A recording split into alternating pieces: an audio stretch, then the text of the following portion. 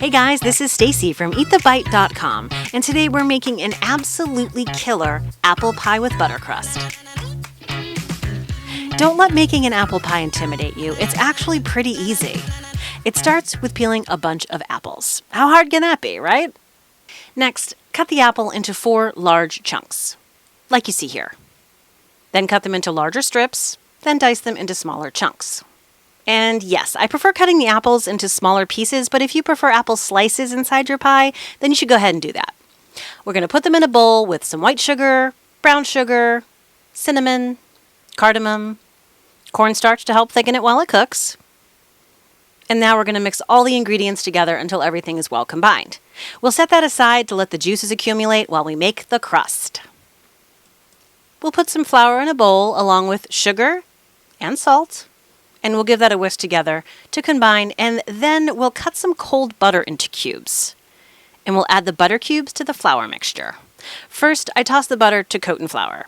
Then I start mixing and squeezing all the butter and flour together to start forming the dough.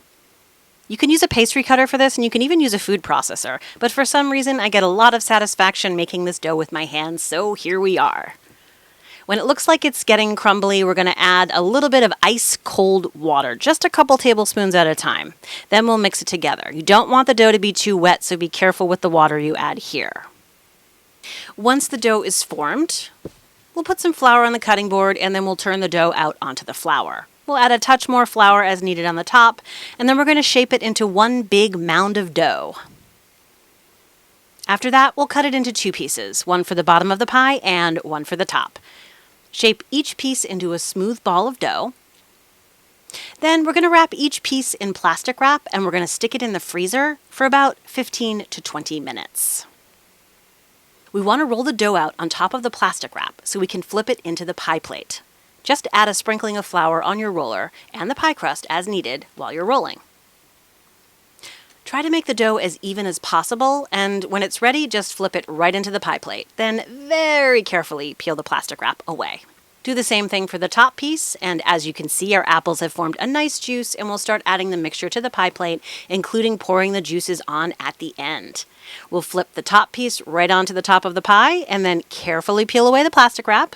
Now it's time to fuss with the crust a bit. Just fold it over here and there, and then we'll fork it around the edges. A butter crust does not hold a fluted edge well, so please keep that in mind. Forking is the best method. I beat 1 egg with a splash of water from my egg wash, and I brushed it over the top of the pie. Then I took a knife and made 4 little cuts for vent holes. Last step, we're going to sprinkle a little sugar on the top of the pie. Then we're going to bake it in a preheated oven at 375 degrees for an hour or so. And here's our delicious pie right out of the oven. The butter crust is to die for. This seriously is a no-fail pie recipe, and you're going to love it. That's all for now. For this and all the printable recipes, you can visit my website at eatthebite.com. Thanks for watching, and don't forget to subscribe and turn on notifications so you never miss a recipe.